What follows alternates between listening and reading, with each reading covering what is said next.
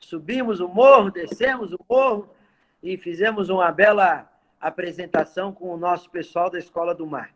E hoje nós temos, então, a live com o Canísio Maier, educador, conferencista, poeta, vocês vão ver que ele é poeta, filósofo, teólogo, palestrante, né? Ele já atuou, é natural do Rio Grande do Sul, lá na região das Missões, fez estudos no México, fez mestrado em Paris, tomou muito vinho francês, só vinho nacional naquela oportunidade, fala espanhol, alemão, francês, tem uma bela trajetória, tem 36 livros publicados nas mais diversas áreas, e recentemente lançou 2 livros que são, eu diria, 2 pérolas. Olhem os títulos. O primeiro é Não Soluce, Solucione. Olha que mensagem bonita. Não soluce, solucione. Criatividade é fundamental também. E olha, com certeza, eu não conheço o livro, é da Paulus, sobre a importância de tomar decisões acertadas na vida. E nunca foi tão importante pensar dessa forma nesse momento. E o outro livro é um livro que tem como título O que dá sentido à sua vida. E aí, Canísio, um dos livros que é meu livro de cabeceira, é o livro do Viktor Frankl, que ele tem vários, mas uma das pérolas que eu gosto dele é Em Busca de Sentido, que se inspirou quando passou pelos campos de concentração de Auschwitz e, caminhando na entrada do campo de concentração, ele teve que buscar um sentido para a sua vida naquele momento. E ele estabeleceu 3 grandes metas para a sua vida naquele momento. Uma era sair vivo. E todos devem lembrar que no campo de concentração, em especial em Auschwitz, o pessoal nem saía, né? Quanto mais vivo. O outro desafio e objetivo que ele buscou no sentido naquele momento foi aprender. Aprender, que é o desafio de todos nós que atuamos na educação. E o terceiro desafio foi ajudar as pessoas com os conhecimentos que tinha, as pessoas que estavam no campo de concentração, buscando, inclusive, o sentido e o significado para a vida daquelas pessoas que lá estavam. E são várias as passagens nesse livro e em outros livros que ele escreveu, e uma das passagens, eu me lembro, tinha um cidadão preparando uma cordinha para se matar, que era muito comum no campo de concentração, e ele chegou ao lado e começou a conversar com essa pessoa, e essa pessoa era um escritor, que tinha sido preso e não tinha terminado a sua última obra. E ele, conversando com a pessoa, ele fez com que a pessoa voltasse a querer viver. E esse voltar a querer viver é porque ele tinha um sentido para sair vivo dali também, que era terminar o seu livro que estava escrevendo quando ele foi preso. Então, hoje, nós vamos ter esse encontro com o Canísio. Canísio, que é uma pessoa que tem muita energia e tem uma maneira de ver a vida, de enxergar a vida com uma observação muito importante, principalmente nesse momento. Canísio, eu tenho conversado com ele e tenho buscado, de alguma forma, ter o Canísio em uma formação nossa. Levou um tempo, né, Canísio?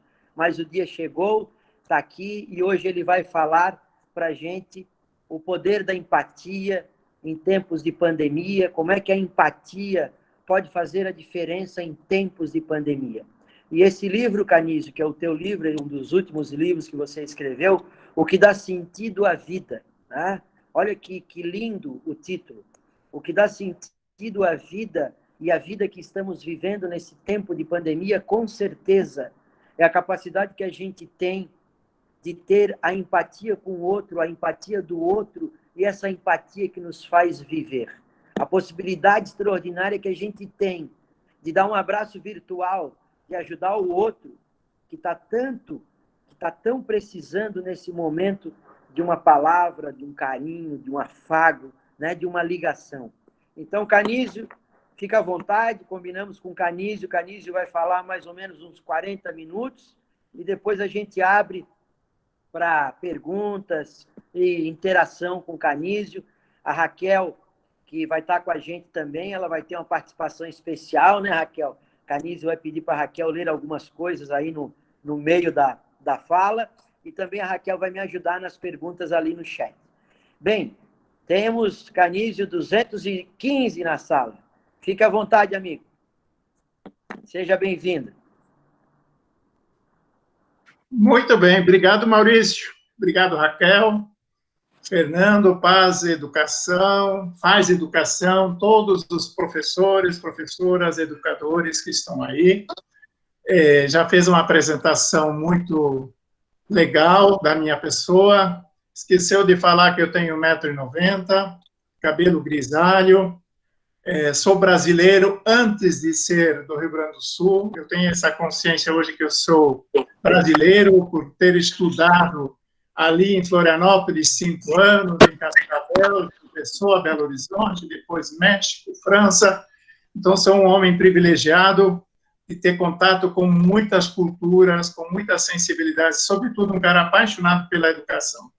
Eu sou conhecido no Brasil como Paulo Coelho das dinâmicas. Eu tenho mais de 20 livros de dinâmicas de grupo, né? E tem esses 2 livros que o Maurício falou, o Não Soluce, Solucione, sobre como tomar decisões importantes na vida, e esse último, que tem inspiração nesse Viktor Frankl, mas quem me empurrou foi a minha amiga, a minha vizinha, que é a Laura Miller, a sexóloga do Altas Horas, que é psicóloga, é jornalista, muito amiga, a gente conversa muito, e ela que me jogou contra a parede e disse que você tem que escrever sobre isso. E eu me aventurei, muito ousado, deu certo, e o livro está tendo uma aceitação muito legal, tá? Então, nós vamos hoje refletir um pouco sobre empatia nesses tempos de pandemia, né?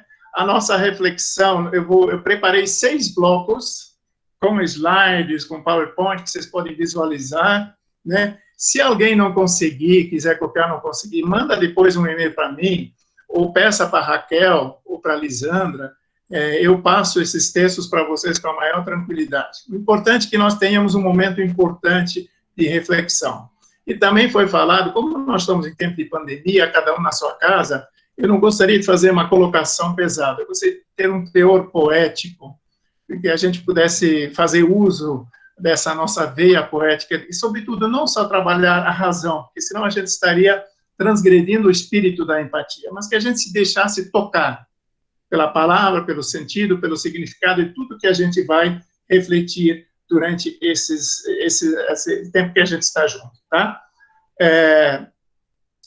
Podemos abrir o slide, e aí vocês estão visualizando. A Lisandra está aí, vai passando os slides. A Raquel, e quem também puder, quiser ajudar na leitura, fica à vontade. Mas tem que ter paixão. Não pode ser uma leitura racional, não, tá? Então, está aí o título, Empatia em Tempos, as boas-vindas já foram dadas, e assim nós vamos indo. Primeiro bloco, eu vou trabalhar a dimensão dos 3. É como que formar uma constelação, como que construir um varal humano, intelectual, afetivo, onde nós vamos pendurar as nossas reflexões, como se fosse um varal que nos ajudasse a entender. Então, primeira situação é pensar 3 palavras. Pode passar? Uma palavra poética, e com isso eu gostaria de abraçar todos os que estão aí na sala, todos os que são apaixonados pela vida e pela educação. Então, esse poema é o meu abraço, minha acolhida a cada um e cada uma que estão aqui. Sinais de mudança. Sentimentos não mudam o mundo. O que muda o mundo são atitudes. Sentimentos podem, sim, dignificar atitudes. Conhecimento não muda a humanidade. O que muda a humanidade é a solidariedade. O conhecimento pode fortalecer e iluminar a solidariedade. Desejos também não mudam a realidade. O que muda a realidade é a vivência dos nossos valores. Desejos, sim, podem encorajar e dinamizar valores. Sonhos não mudam o nosso presente. O que muda o presente são pessoas. É você, somos nós. Sonhos, sim, podem transformar pessoas.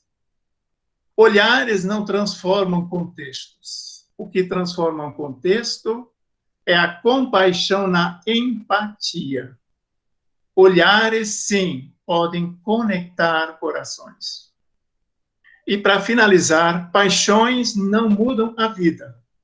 O que muda a sua vida e a vida de todos é a experiência e a vivência do amor.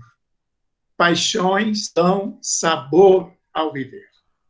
Sintam-se abraçados, acolhidos com esse texto, e aí nós vamos para a segunda parte, que são as 3 imagens que eu gostaria que a gente tivesse muito presente na nossa retina durante essa nossa reflexão. Então, a primeira imagem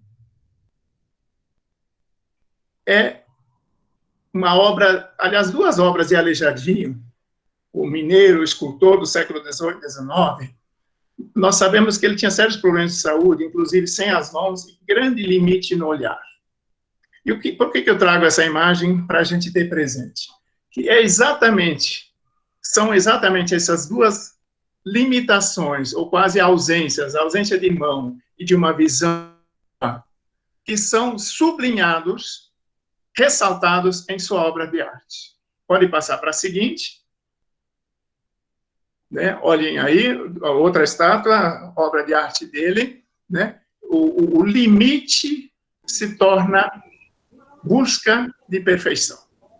A segunda imagem, só para exemplificar, eu estou falando dos olhos e das mãos, quando a gente entra numa biblioteca, numa livraria, às vezes um shopping, uma loja, e que a gente gosta, o que mais começa a se movimentar são as nossas mãos e os nossos olhos.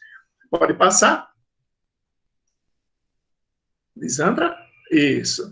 Eu trouxe essa imagem exatamente vendo essas 2 crianças aí, uma lavando a mão na outra, que nós nunca lavamos, eu acho, tanto as nossas mãos como nesse tempo de pandemia.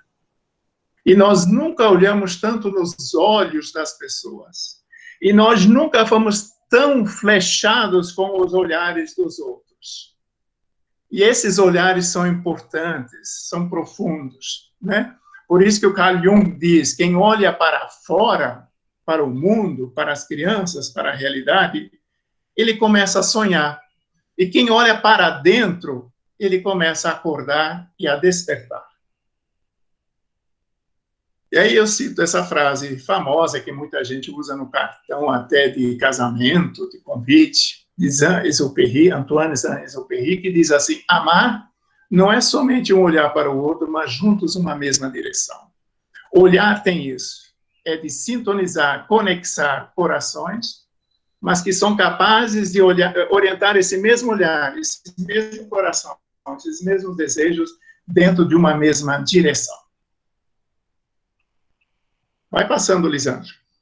E aí, a segunda imagem, dentro dessa nossa constelação inicial, que eu gostaria que a gente olhasse, é esse mosaico feito pelo artista plástico Vic Muniz, onde ele pega todas as fotos, até um tempo atrás, dos profissionais de saúde, médicos, enfermeiros e outros, que morreram da Covid. E montou de tal forma essa obra de arte, esse mosaico, que tem esse profissional de saúde com todos os retratos das pessoas que perderam sua vida para salvar vidas. E a terceira imagem é um retrato, não foto, mas é um retrato feito e pintado com os sentimentos de uma criança. E é uma história assim, uma professora pediu para os seus alunos escreverem um texto sobre um tema livre.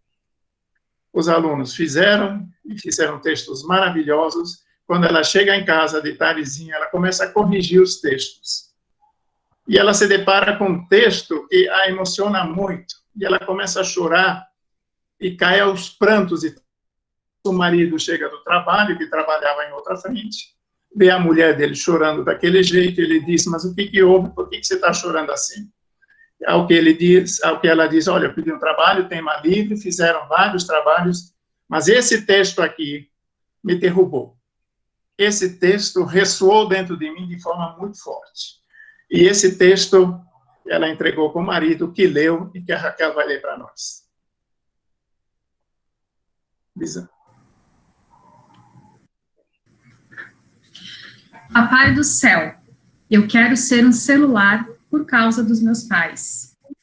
O senhor precisa ver como eles têm paciência com ele, mesmo quando chegam cansados do trabalho. Mas, comigo não. Vão logo dando bronca. Os olhinhos da minha mãe até brilham quando está olhando o celular. É lindo de ver. Eu quero que ela olhe assim para mim também. Quando estamos conversando e o celular toca, meu pai corta a nossa conversa no meio. Mas nunca ele para de olhar para o celular para conversar. Eles nunca têm tempo para brincar comigo. Gastam horas vendo coisas no celular. Por favor, papai do céu, me transforme no celular.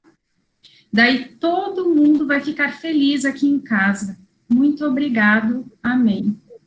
Olha, esse é o texto, pode voltar? Só uma. Esse é o texto que a mulher passou para o marido, ele leu, e o marido, com uma forma meio grotesca, jogou o texto em cima da mesa, disse, que vergonha isso. Tem muito pai que só põe criança no mundo, mas não tem amor, não tem cuidado, não tem preocupação, e assim por diante. E começou a dar aquele show de moral.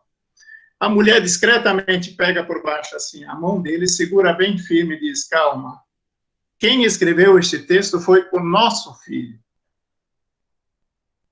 Quem escreveu esse texto foi o nosso filho. Então, além de sermos educadores, muitos também são pais. Tá? Pode passar? E aí, 3 perspectivas que eu coloco assim dentro dessa constelação da nossa reflexão sobre empatia. A primeira é de Clarice Lispector. Ela diz que o que o ser humano mais aspira, mais deseja, mais precisa é ser humano. Charles Chaplin dizia assim, nós precisamos de humanidade e não de máquinas. É isso que fica, é isso que marcou a missão dos educadores que nos antecederam. Era essa paixão, essa humanidade, esse lado de ser tremendamente verdadeiro, autêntico e apaixonado por aquilo que fazia. Segunda perspectiva. Pode ler, Raquel? Há um tempo em que é preciso abandonar as roupas usadas, já que já tem a forma do nosso corpo, e esquecer os nossos caminhos, que nos levam sempre aos mesmos lugares. Continua. É tempo de travessia, e, se não ousarmos fazê-la, teremos ficado para sempre à margem de nós mesmos. Isso. Essa pandemia é uma travessia.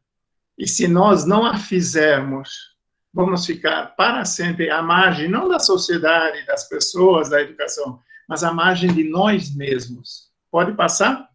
E aí eu lanço a segunda perspectiva, que é um texto de Martin Luther King, que diz o seguinte, que nós somos e nos revelamos de verdade sobre quem nós somos, quais são os nossos valores, qual é o grau da nossa profundidade reflexiva, humana e assim por diante.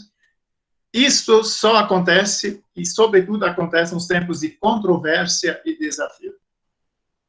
Sabe? É nessas horas que nós mostramos a nós e aos demais quem nós somos e que valores nos perpassam. Pode passar? Por isso que, se você quer se conhecer ou conhecer uma pessoa, escute o que ela fala, observe o que ela faz, veja se tem ponte, coerência entre o que diz e o que faz, veja se ela tem coragem, ousadia de se reinventar e, sobretudo, observe como ela se comporta em momentos de tensão, em momentos de enfermidade, em momento de crise, quando alguém está sem dinheiro. É nessas horas que nós mostramos o quanto nós somos importantes e o quanto nós amamos ou amamos ainda pouco. Pode passar. E aí eu trago uma frase que eu acho muito bonita, que ganhou o concurso inglês, que na Inglaterra fizeram um concurso nacional, quem melhor definisse o amigo, e a frase vencedora foi essa: amigo é aquele que permanece quando todo mundo vai embora. Pode passar. E a outra perspectiva de fundo que eu acho que é importante é o que de fato dá sentido à sua vida? Nós temos que nos fazer essa pergunta. A empatia, ela é entendida dentro desse horizonte. A nossa missão como educadores é entendida nesse contexto. E aí, eu peguei uma citação que eu me identifico, e eu também coloco naquele livro sobre o sentido da vida, de um psiquiatra chileno, que a Raquel vai ler para a gente.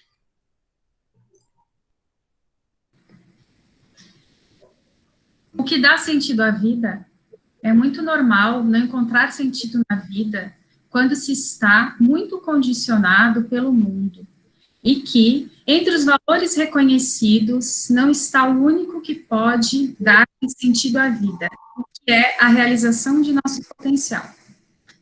Olha só, ele disse, nós somos condicionados pela opinião, pela imagem, pelo contexto, né? Mas ele é muito claro, e é um homem super respeitado, que tem uma consciência, um conhecimento humano impressionante. A única coisa que pode dar sentido é a realização do teu potencial de vida, é a realização do potencial de toda criança com quem nós trabalhamos, que às vezes é totalmente diferente daquele que senta do lado, que é totalmente diferente daquela que era da turma do ano passado. Mas isso é muito importante, dar voz, vez, atenção, incentivo, encorajamento a esse potencial, nas pessoas e na gente mesmo. E ele continua. Estamos na vida para sermos nós mesmos, e sermos nós mesmos é crescer. Somos como plantas que estão destinadas a florescer, e não só a florescer, mas também a dar frutos. Olha, é muito claro, e eu acho que projeta muita luz sobre a nossa vida e a nossa missão de educação.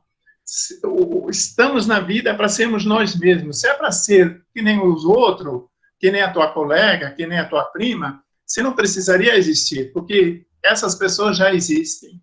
Seja você mesmo, os outros já existem, diz um pensador. E aí ele faz uma comparação com as plantas.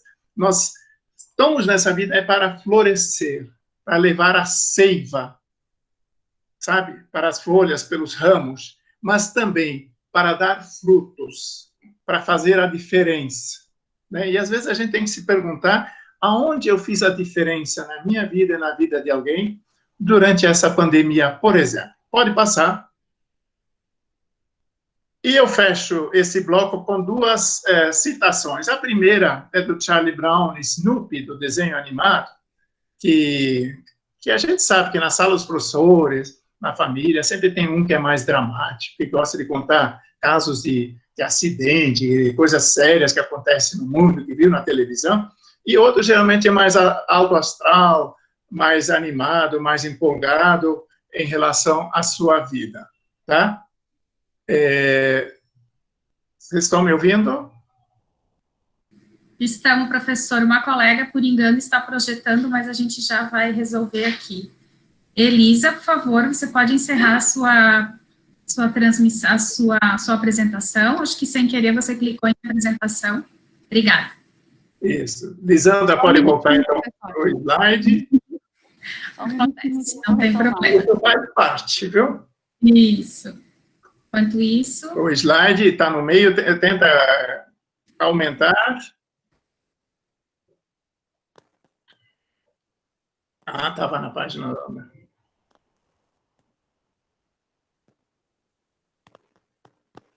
Sandra, tudo bem, Sandra? Está quietinha, concentrada.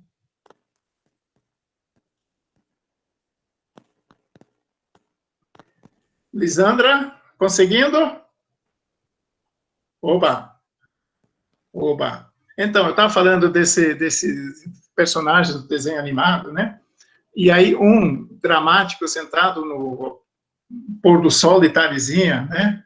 E aí o dramático meio que chorando diz assim para o outro, né? Um dia nós vamos morrer, né?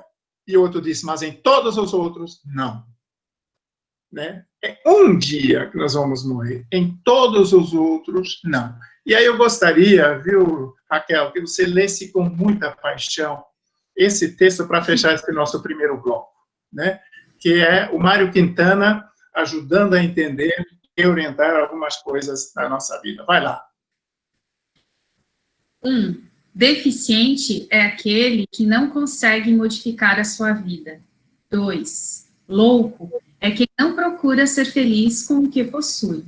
3. Mudo é quem não consegue falar o que sente e se esconde por trás da máscara da hipocrisia.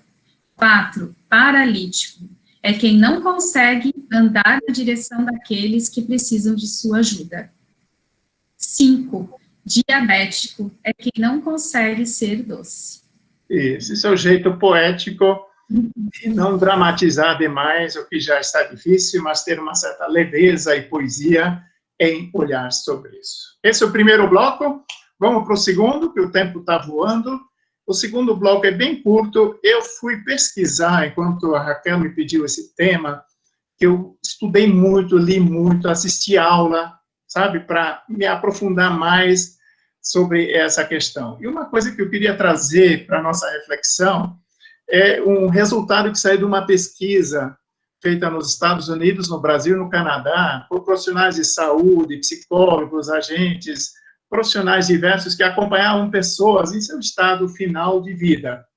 E aí eles começaram a recolher os 5 maiores arrependimentos. E eu só vou trazer eles não para entristecer, nem para dramatizar, mas para ver como isso projeta luz sobre o nosso tema hoje de empatia. Primeiro, olha a pessoa chegar no final da sua vida e dizer assim, eu não vivi a minha vida. Eu vivi a vida do meu marido. Eu vivi a vida dos meus pais. Eu vivi a vida da opinião dos outros, da sociedade. Eu tive intuições lindas, sonhos maravilhosos, e eu preferi me acovardar em aparentar uma coisa que os outros queriam ver em mim. Segundo lugar, um grande arrependimento, eu trabalhei demais, eu absolutizei o trabalho, eu em vez de equilibrar as coisas, eu fugia da vida, da família, dos amigos, assim, e me enfurnei dentro do meu trabalho. Terceiro, tudo a ver com o nosso tema também, eu não expressei o que eu sentia. Quanto amor você tem dentro de você? Por que não expressa? Por que não fala para o seu filho, para o seu neto, para os seus alunos? Não aquele negócio de água com açúcar o tempo todo, mas de vez em quando chamar e dizer, eu gosto de você, eu confio, você está dando passos importantes, você pode dar muito mais. Vocês não sabem a importância que isso tem. Por quê? Porque nós somos o que somos, mas para uma criança nós representamos muito mais do que a gente é. Quarto lugar, eu não cultivei as minhas amizades. E quinto, eu não decidi ser feliz. Aí eu vou pedir que a Lisandra passe essas 5 citações, só para culminar esses 5 arrependimentos. Vai lá. Ana, só eu coloquei aqui o que está em jogo quando a gente fala desses 5 arrependimentos, né? Primeiro, o protagonismo.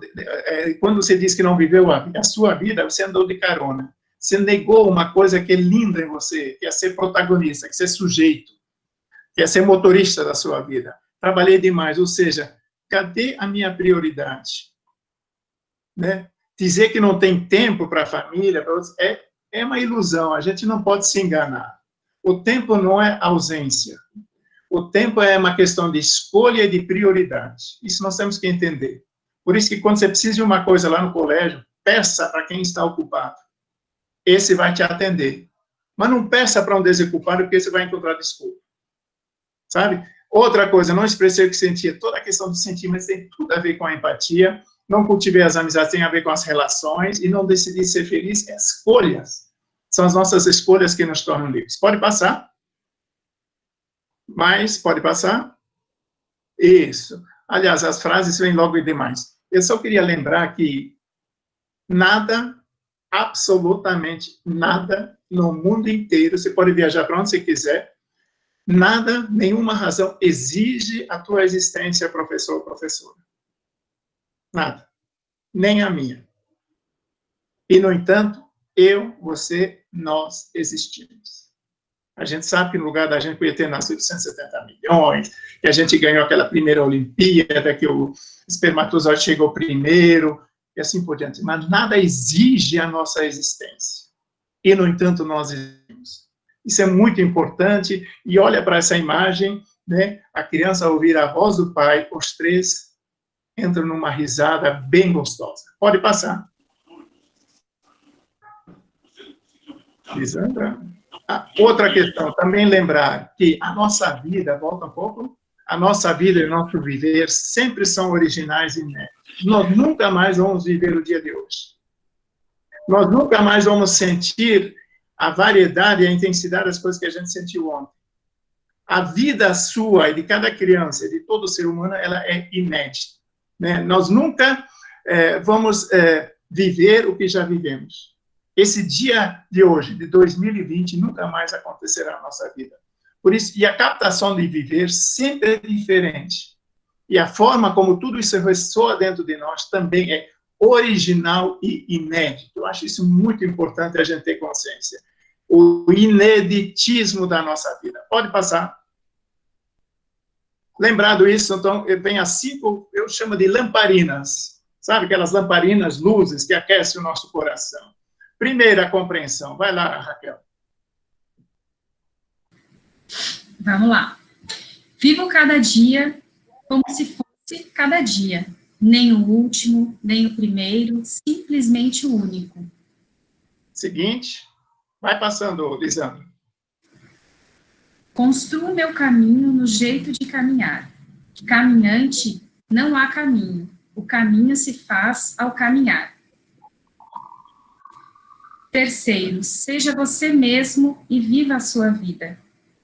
Antes, vale andar descalço do que tropeçar com os sapatos dos outros. Quarto, ninguém oferece flores. Em sua fugaz existência já é oferecido, já é oferenda. Talvez alguém, de amor, se ofereça em flor, mas só a semente oferece flores. Quinta, ouço com os ouvidos da tolerância. Ouça com os ouvidos da tolerância. Veja através dos olhos da compaixão. Fale com a linguagem do amor. Isso. Com essa citação, nós entramos no terceiro bloco, tentar entender, dentro dessa constelação, dentro desses 5 arrependimentos, o que de fato é empatia. E empatia nesse tempo de pandemia. A primeira pergunta que eu faço, e que vocês não tinham responder agora, mas é perceber com quantas pessoas você se relaciona todos os dias. Seja na sua casa, com a vizinhança, em redes sociais. E o que, de fato, você conhece delas? E o que você conhece de você mesmo? Só uma provocação. Segundo lugar, nós sabemos que a lei mais universal, conhecida como a lei de ouro, que vale para todas as culturas, países e recantos, é a lei que diz, faça ao outro o que você gostaria que fizessem a você. Ou, negativamente, não faça ao outro o que você não gostaria que fizessem a você. Tá? Quem é o critério ali nessa lei de ouro? É você. Tá? Agora, a lei de platina, que é a lei da empatia, que é o mandamento, que é a mística que perpassa o espírito empático, aquele coração que tem empatia, que tem um olhar para o outro enquanto o outro, diz o seguinte, faça ao outro aquilo que ele gostaria que você fizesse a ele. Olha que interessante. Na empatia, o critério é o outro, não eu. E eu não vou me anular por causa disso. Mas é muito importante aprofundar isso. Nós somos pessoas empáticas. pessoas que têm verdadeira empatia, quando o nosso olhar, nosso coração se volta para o outro, a partir do outro, não a partir daquilo que eu gostaria que ele necessariamente fizesse a mim mesmo. Pode passar? E aí eu trago os dois componentes que geralmente se coloca dentro da definição de empatia. Primeiro componente é empatia afetiva. As pessoas, quanto mais simples, mais elas estão mergulhadas na empatia afetiva. Eu coloco 3 características aí que são muito importantes. É a tua capacidade de olhar para o outro. De olhar para o outro. E de criar pontes e conexões com o outro. Seja na alegria, que também existe a empatia, seja na dor, seja na controvérsia, seja na crise, seja onde for. Mas olhar o outro como outro, não como prolongamento meu, nem como projeção daquilo que eu sou, o que eu penso, o que eu imagino, e eu projeto no... Não, o outro tem que poder se apresentar para mim. Segundo lugar, é a grandeza e a humildade. Não existe pessoa que tenha empatia que não seja humilde. Em colocar-se na pele do outro. É fazer um esforço titânico, como que vestindo as sandálias, as cicatrizes, os sorrisos e tudo que a outra pessoa viveu ao longo da história, colocar-se na pele do outro para tentar compreendê-la. E a capacidade de sintonizar o que se passa no coração do outro. Então, isso é empatia afetiva. Isso, as pessoas, eu acho que na família de vocês conhecem muitas pessoas que são muito especiais nesse sentido. Só que a gente tem que cuidar muito. Por exemplo, eu tenho uma irmã, ela é muito empática. Ela quase deu um curto-circuito, entrou numa depressão um tempo atrás, muito forte. Por quê? Porque ela carregava os problemas dela, do marido dela, dos 2 filhos dela, da vizinhança, do monte de gente do trabalho, dos pais dela, de todo mundo. E ela não conseguia diferenciar entre o sofrimento das pessoas e o seu.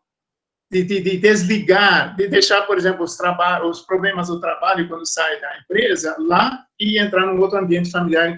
Não é automático. Então, existe uma linha tênue entre não é sentir ou viver o que a outra pessoa sente ou vive. A empatia não é isso. E você viver o que a outra pessoa vive. Entendeu? A pessoa está morrendo de fome, a pessoa está não sei o quê, você tem que viver isso. Não. Mas eu tenho a capacidade de entrar no coração dela, de sintonizar, de escutar e, se preciso for, falar ou perguntar alguma coisa. Não é criar uma conexão, mas é criar uma conexão com a história da pessoa, né? E deixar-me impactar, deixar-me afetar com isso. Os franceses têm uma frase muito forte que chama assim, la bonne distance. É necessário ter a boa distância. Você, por exemplo, um educador, você não pode se identificar com as suas crianças, mas você pode ser um educador amigo das crianças. Se uma criança vem gritar, você vai gritar, você se tornou do mesmo nível dela. O que é a boa distância? Não é vazio, mas é a distância do sentido que faz compreender. É o espaço pleno de sentido, mas é o espaço da lucidez entre distinguir o que é do outro e somente do outro, e eu, nisso tudo, o que eu posso fazer ou ajudar para essa pessoa enquanto outra pessoa. Pode passar. Estou vendo que o tempo está voando. Onde está a linha tênue? Lê para nós rapidamente essa história. Pode acelerar, viu, Raquel? Onde está a linha tênue? Diz uma história que numa cidade apareceu um circo, e que entre seus artistas havia um palhaço com o poder de divertir, sem medida, todas as pessoas da plateia. E o riso era bom, profundo e natural, que se tornou terapêutico. Todos os que padeciam de sofrimentos, tristezas, depressões e problemas diversos eram indicados pelo médico, pelo padre, pais, professores, para assistirem ao circo e terem um encontro com este palhaço. Assim aconteceu por muito tempo. Vai, Lisandro. Um dia, porém, um morador desconhecido, tomado de profunda depressão, procurou o médico da cidade. O médico o consultou e, sem relutar, indicou o circo, como sempre fazia, como o lugar de cura. O homem nada disse, levantou-se, caminhou em direção à porta e, quando já estava saindo, virou-se, olhou o médico nos olhos e sentenciou: eu não posso procurar o circo. Aí está o meu problema. Eu sou o palhaço. Isso acontece muito na nossa vida, na vida de tantas pessoas, né? Que às vezes a gente não se dá conta no começo. A gente não consegue entender e ter a lucidez, o discernimento da solidariedade, da empatia, da compaixão, mas sem com que a dor, o sofrimento do outro se torne a minha dor. Eu posso e devo ser profundamente solidário, presente, estender a mão, ajudar em tudo que for. Por isso que é bom entender que aquilo que a escritora Gabriela Freitas diz sobre empatia é saber enxergar a alma do outro. Há um ano atrás eu fui visitar minha mãe e eu fiz esse exercício. Ela mora no oeste do Rio Grande do Sul, nós fizemos chimarrão, era verão, sentamos embaixo de uma árvore, eu disse: Canise, hoje você vai ficar quieto e você vai escutar tua mãe. Ela tinha perdido o marido, meu pai tinha morrido fazia 2 meses, e eu deixei minha mãe falar. Eu tive a tentação, vontade muitas vezes de falar, perguntar, eu fiquei quieto.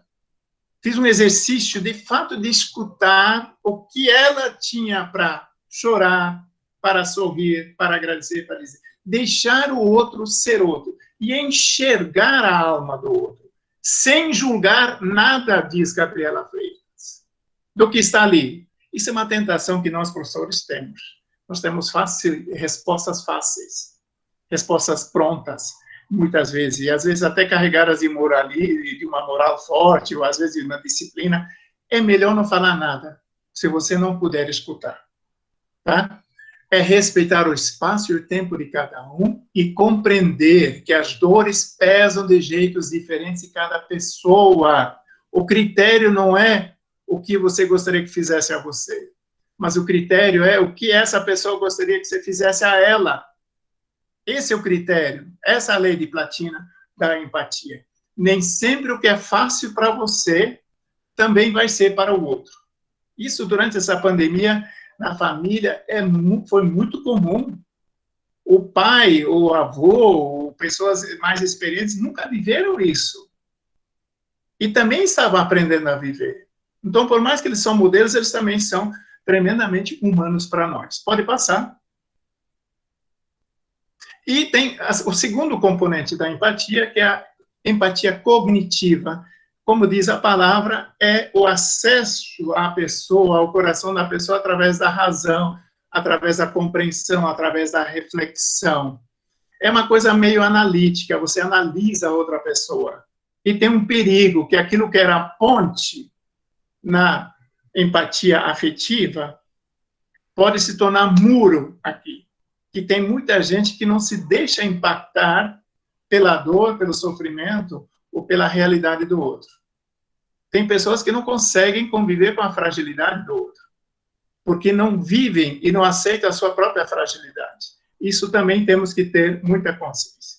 Pode passar. Esse gráfico aqui ajuda um pouquinho a entender essa empatia está nessa inserção, nesse encontro entre a empatia afetiva e a cognitiva, tá? Sabe o que é o carinho, diz Lenice Moraes? É tocar com respeito o mundo do outro. Bela definição. Tocar com respeito, sem respostas, sem pré-julgamentos, respeito o mundo do outro. Pode passar. E aí eu uso uma imagem agora das 2 asas. A gente sabe que uma ave, uma andorinha, uma águia, ela só levanta voo se ela movimentar as 2 asas. Se ela movimentar uma só, ela fica girando em torno dela. A mesma coisa em relação à questão da empatia. Nós precisamos movimentar a empatia afetiva, do carinho, do afeto, da solidariedade, da compaixão, como também a cognitiva, a razão, né? E aí eu vou dar uns exemplos, por exemplo, na nossa atividade profissional, como é importante a gente conciliar essas duas asas da competência profissional. Você tem que ser o melhor professor, você tem que ser o melhor educador na tua área, mas você também tem que ser o melhor ser humano. Eu tive professores que eram intelectualmente crânios, humanamente os pintinhos. O que fica na nossa missão e desafio de educar é exatamente quando a gente consegue conciliar fé e razão, ternura e seriedade. As crianças amam o educador firme, sério. Eles detestam o educador agressivo ou bobo, né? Ou a mesma coisa, segurança e liberdade. São duas asas que precisam movimentar ao mesmo tempo para a gente poder levantar voo. As mesmas mãos que te seguram são as mesmas que te soltam para você aprender a fazer o teu voo. Vamos lá? Seguinte. E isso tudo acontece no equilíbrio, como tem uma citação do Albert Einstein: viver é como andar de bicicleta, é preciso estar em constante movimento para manter o equilíbrio. O equilíbrio não é uma coisa exata, é uma coisa que a gente aprende na vida. Muitas vezes na alegria, às vezes na dor, nas controvérsias. Seguinte. Pode acelerar, Lissandra. Meias verdades, meias vontades, meias saudades. Viver pela metade é ilusão. Tire, portanto, as suas meias e põe os pés no chão. E a terceira citação para iluminar esse bloco. Vocês estão vendo essa frase ali? Nessa pandemia fomos remexidos, nossos olhares, algumas coisas foram confirmadas, outras coisas reconfiguradas, outras coisas derrubadas, e assim por diante. Enquanto está no nível da comparação, tudo bem, no nível da normalidade. O problema é quando nós somos sacudidos, né? Você lê aquela frase ali, ó. Lisandra, você tem como colocar o cursor ou vocês estão vendo o meu cursor aqui? A mala nada na lama. Se você lê de trás para... Isso, agora lê de trás para frente, põe teu cursor. A mala de trás para frente agora, a mesma coisa. Ó, a mala nada na lama. O Otto Renner, se você olhar de trás para frente, fica Otto. Renner, tá? A mesma coisa, aquela frase é uma brincadeira que eu faço. Subir no ônibus. De trás para frente, subir no ônibus. Enquanto a nossa vida, as coisas vão bem, é uma via de mão dupla, é na reciprocidade que as coisas acontecem. O problema acontece na imagem seguinte. Vai lá. Eu acho que essa imagem vai projetar luz para ver. Lê para nós. Imagina você lendo essa frase para uma pessoa da sua família que você gosta muito. Lê com força. Vou tentar. Não te amo mais. Estarei mentindo dizendo que ainda te quero como sempre quis. Tenho certeza que nada foi em vão. Sinto dentro de mim que você não significa nada. Não poderia dizer mais que alimento um grande amor. Sinto cada vez mais que te esqueci. E jamais usarei a frase eu te amo. Sinto, mas tenho que dizer a verdade. É tarde demais. Volta um pouco. Gente, isso acontece muito na nossa vida. Nós, às vezes, temos uns conceitos sobre determinadas pessoas, exatamente o que diz esse texto. Às vezes, conceitos sobre o nosso pai, sobre a nossa mãe, ou avós, ou pessoas, ou alunos.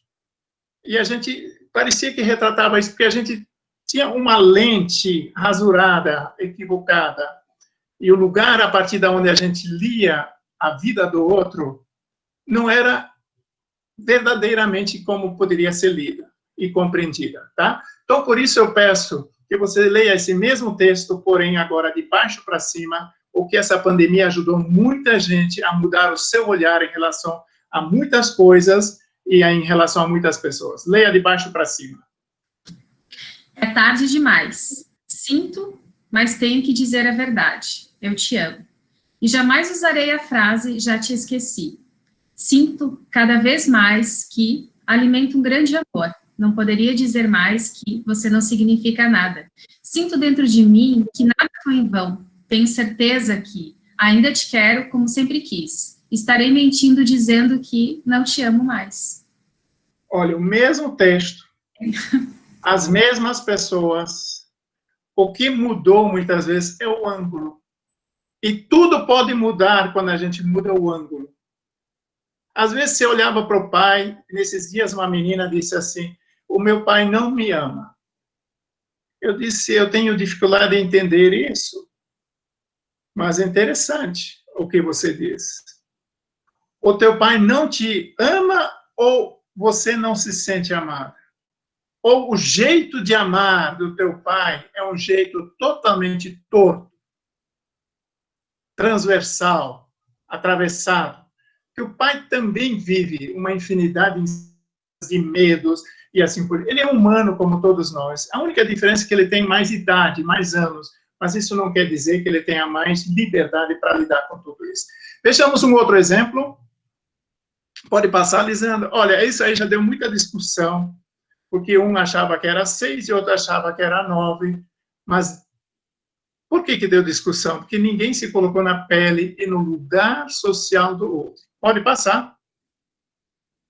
Só porque você está certo não significa que eu estou errado. Você apenas não viu a vida do meu lado. Pode passar. E aí eu gostaria que nós fizéssemos agora um exercício bem bonito. Nós ainda temos tempo, né, Raquel? Toca a ficha, Canísio. Tá indo bem. Estou gostando. Então tá bom, então vamos embora. Ó, eu vou pedir para todos vocês que estão na sala, se você puder deixar seus olhos semi-fechados e pegar sua mão, ou colocar aqui no peito, ou fechar, como se você estivesse segurando a mão das pessoas que você mais ama, como se você sentisse todas as suas crianças, pessoas profissionais do seu colégio, da sua escola, com você agora. E nós vamos fazer um exercício de empatia virtual, sentindo-se em profunda comunhão com todos eles e eles com você. Pode ser? Então, fecha os olhos, sinta o seu sangue, a seiva circulando, sinta a presença das pessoas que você ama, seus familiares, as pessoas da educação, e deixe entrar esse texto em você como a água vai cotejando dentro de uma espuma, suavemente. A confiança que se move em mim saúda a ternura que cresce em você. O amor que se comunica em mim conecta a bonança que sorri em você. A liberdade que se arrisca dentro de mim se junta à coragem que decola dentro de você. A ternura que transborda em mim veste a esperança que transcende em você. O entusiasmo que age em mim perfuma a esperança que brilha em você. Os valores que ressoam, que fazem música dentro de mim, gostam da firmeza que decide em você. O olhar que dialoga em mim compreende os sentimentos que abraçam você. E, para terminar, os sonhos que criam raízes em mim são as árvores que ainda são sementes em você. Sonhos que criam raízes em mim são as árvores que ainda são sementes em você. Sinta a presença dessas pessoas amadas e queridas em você. Pode abrir lentamente os seus olhos, voltar o seu olhar para a tela. E com isso nós vamos para o quarto bloco, refletir rapidamente algumas atitudes e desafios empáticos, quer dizer, que atitudes nós podemos ter, o que nos desafia em relação a isso. A primeira atitude eu classifiquei assim, reler, que significa repensar, eliminar, lavar, enquadrar, reconfigurar, sabe? Eu criei essa expressão para ajudar você a repensar algumas coisas, algumas atitudes em relação à empatia dentro desse momento da pandemia. Vamos lá. Pode passar? O primeiro grande desafio, e eu acho que isso é impressionante como ele é forte na nossa vida, é compreender, como diz aquele pensador norte-americano que viveu na Índia, no Oriente, portanto, ele conheceu o mundo oriental e ocidental. Ele diz assim: se você olhar atentamente, você verá que existe apenas uma coisa que causa infelicidade na sua vida. E o nome dessa coisa se chama apego. O apego tem provocado tanto estrago na família, na escola, sabe? É apego ao lugar na mesa, é o apego ao carro, apego aos bens, apego à roupa, apego à opinião, apego, tá? Pode voltar um pouquinho? E quem não se movimenta, isso, pode passar.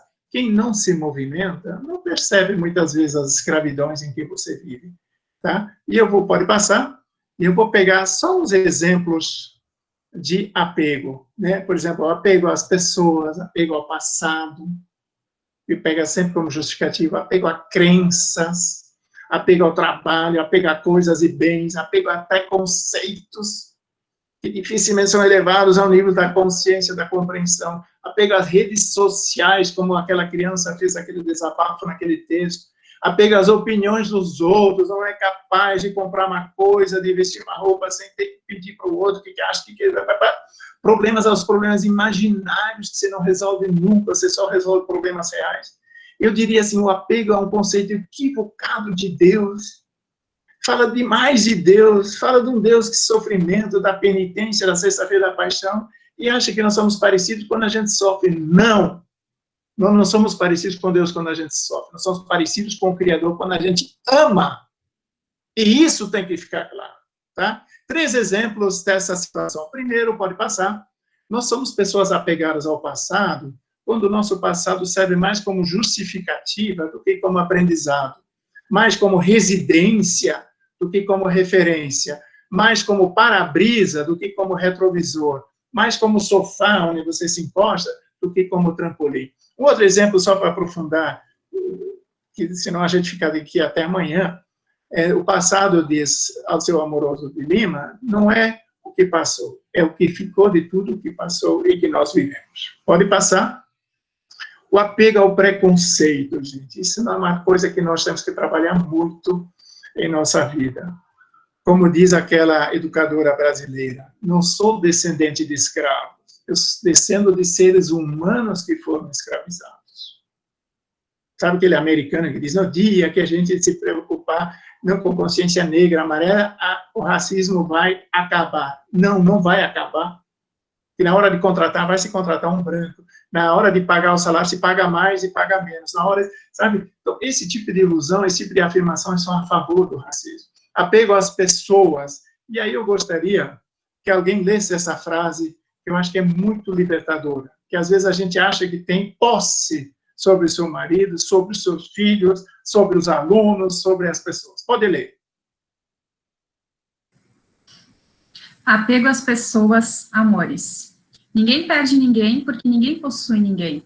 Essa é a verdadeira liberdade. Ter a coisa mais importante do mundo sem possuí-la. Isso é liberdade. Eu tenho, graças a Deus, você que está namorando, está casado, você não tem certeza matemática, lógica, absoluta, de que esse amor é para sempre. Porque se você tivesse essa certeza, você estaria se acomodando. O que é legal na vida é o que isso desafia, desperta na gente, que não temos as certezas matemáticas absolutas. Pode passar. Existe apego quando o medo de perder é maior do que a coragem de viver. O desapego não significa que você não deva possuir nada. Você tem que ter muitas coisas para viver. Mas sim que nada deve possuir você. Gente, o computador foi criado por quem? Pelo homem. O celular, pelo homem. Como é que agora essas duas máquinas mandam no homem? Como é que o ser humano se tornou escravo da sua própria criação? Aí existe o apego. Pode passar. Olha que bonita essa imagem. E essa frase também é complexa do Ariano Suassuna, mas ela tem uma força muito grande. Ele diz, não sou nem otimista nem pessimista. Os otimistas costumam ser um pouco ingênuos e os pessimistas amargos. Eu prefiro ser um realista esperançoso. Ser realista. Sabe? Você pode desafiar o vírus, a Covid, você pode... A Covid não vai pedir licença, não vai ouvir tua voz. Enquanto não tiver vacina, nós temos que nos cuidar.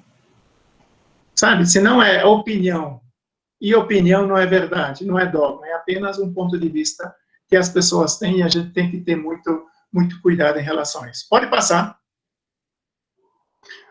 Outra coisa que a gente tem que repensar é a facilidade de substituir o verbo julgar pela grandeza de compreender. Pode passar.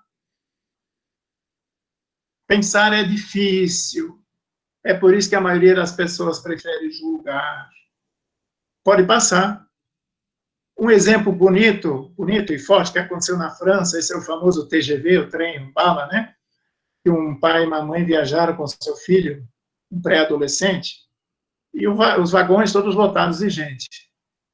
E aí, certa altura, o filho olha pela janela e todo feliz, empolgado, diz para o pai e para a mãe, em voz bastante forte, entusiasmado, disse: pai, olha que coisa engraçada, as árvores do lado de fora, tudo correndo para trás, olha que coisa, pai, mãe, olha! E as pessoas dentro do trem, os muralistas de plantão, se cutucando, fazendo gesto. Aí continuaram lá na frente, e a criança olhou de novo para fora, olhou para cima, e aquele trem bala a 350 por hora. Ela disse assim: meu Deus, pai, mãe, olha que coisa, em relação às nuvens é o contrário, as nuvens estão correndo para trás. Não, as nuvens estão correndo com a gente, as árvores estão correndo para trás. E coisa assim, feliz da vida. Aí quando chegaram na estação, todo mundo levantou, esperando a porta abrir. Você acredita que chegou um casal moralista e bateu nas costas do pai e da mãe e disse assim: acho bom vocês levarem seu filho para o médico, porque ele tem probleminha, né? Aí o pai e a mãe olharam nos olhos daquele casal e falaram assim: desculpa, nós não precisamos levar ele. Respeite a alegria dele. Ele era cego até ontem. E hoje ele saiu do hospital, é a primeira vez que ele vê o mundo, a beleza da natureza. E ele tem o direito de estar exageradamente feliz. Põe. Sabe, é um tapa bem dado, mas é importante isso. Pode passar. Quando der a hora, viu, Maurício, Raquel, vocês começam a tossir. Tá? A melhor maneira de ajudar alguém é ensinar... Canício, está difícil, desculpa te interromper, mas está difícil eu usar do meu poder, olha só, para dizer para você parar. Está tão bom que eu estou aqui extasiado. De minha parte, se alguém quiser sair, fica à vontade, eu vou ficar. E também não vou cortar o tempo. Você falou 6 blocos, eu estou no 4º junto contigo, e acompanhando bem, e aprendendo muito. Toca a ficha. Tá, João. Então eu posso continuar mais? Tá, João? E fiquem à vontade, se precisarem sair, é o combinado. Depois a gente vai deixar um espaço para vocês fazerem uma pergunta, né? Mas eu gostaria de pelo menos aprofundar um pouquinho as atitudes importantes em relação a isso aí, tá? Deve continuar, estou amando, oh, que legal. Então, vamos embora. Passa adiante, Lisandro. Acelera aí, Ayrton Senna. Um outro exemplo que eu acho que a gente tem que repensar na vida da gente, e isso eu falo como educador, e gostaria que você pensasse durante essa semana, mas muito, é parar de conjugar o verbo comparar. Sabe, quando a gente entra nessa lógica de comparar pessoas, a gente só provoca estragos. Tem país que já tirou até as notas, os boletins, porque quem tirou o primeiro lugar não faz bem para o ego dele, porque ele se orgulha. Quem tirou o último se sente super inferiorizado. E a gente fala muito em inteligências diferentes, outras. E a questão da comparação, o filho mais velho sendo comparado com o mais novo, isto faz um mal tremendo. E aquele Lee John Polsky, norte-americano, ele é muito enfático nisso. Ele disse, esse verbo não deveria existir. Nós podemos comparar coisas, carros, bens, tempos, tudo bem.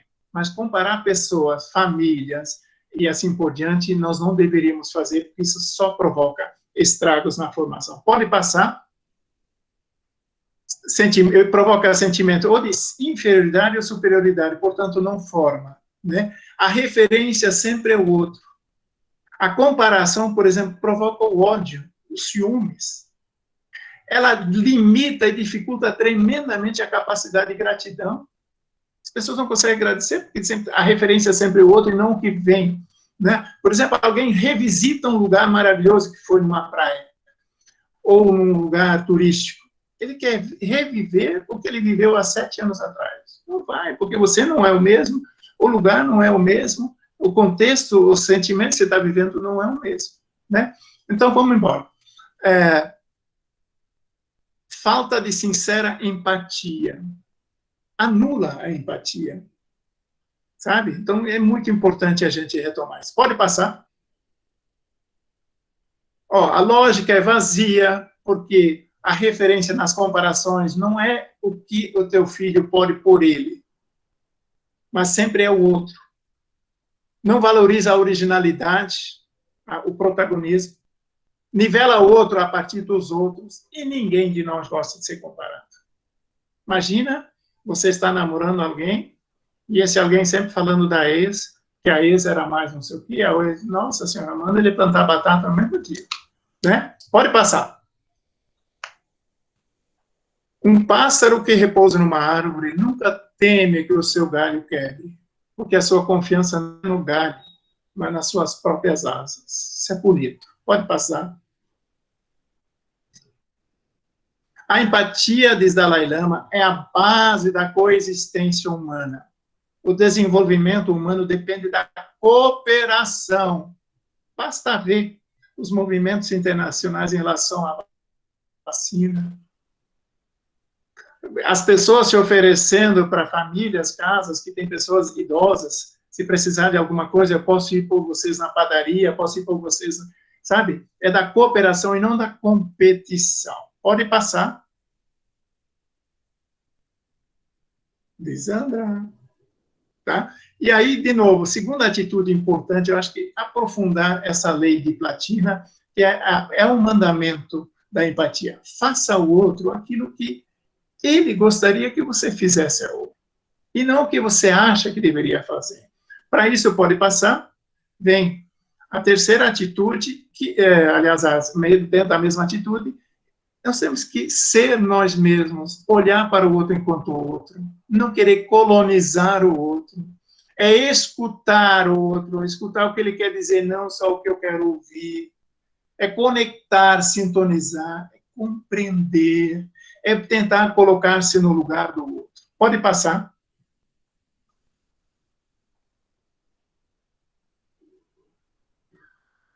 Entender o sofrimento do outro, essa imagem impacta muito, né? Entender o sofrimento do outro é o melhor presente que nós podemos oferecer para alguém. Não é dinheiro, não é isso e aquilo. Acolher, compreender, deixar com que ele possa ser, falar, desabafar, chorar, ouvir ou abraçar. Pode passar. Pode acelerar, Lisandra. Isso.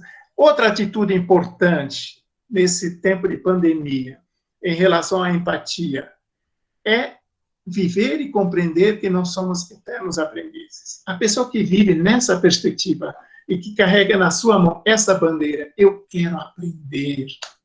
Por isso eu converso com uma criança, por isso que eu converso com um mendigo, por isso que eu escuto, por isso que eu participo da aula sexta de tarde, viver como aprendiz. E eu trago um exemplo aqui, que de vez em quando eu dou aula aqui na PUC, tem 15 turmas de terceira idade.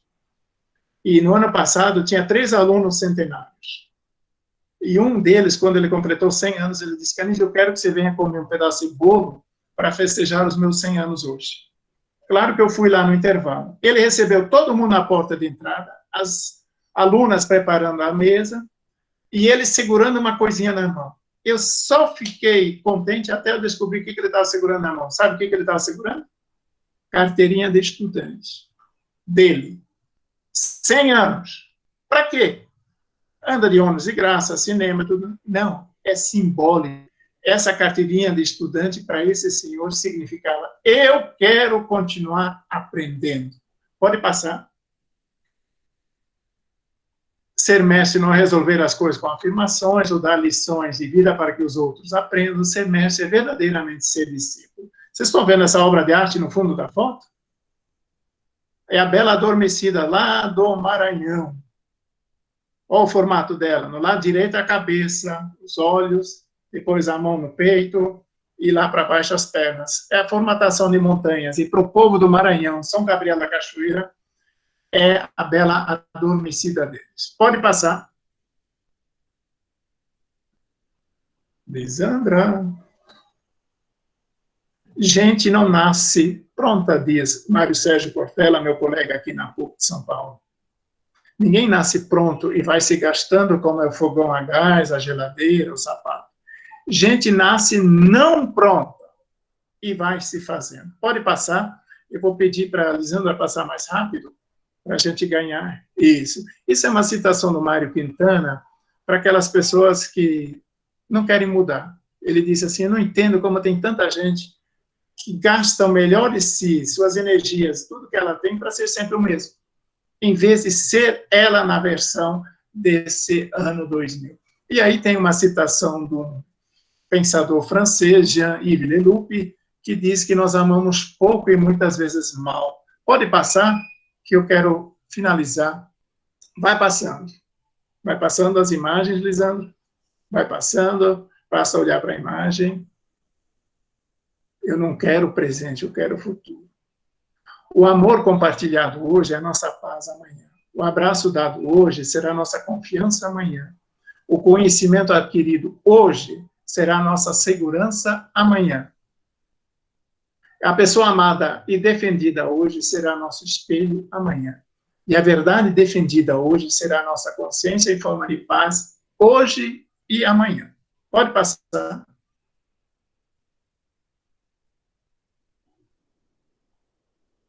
O melhor espelho que já foi inventado não está no banheiro, está na sua sala.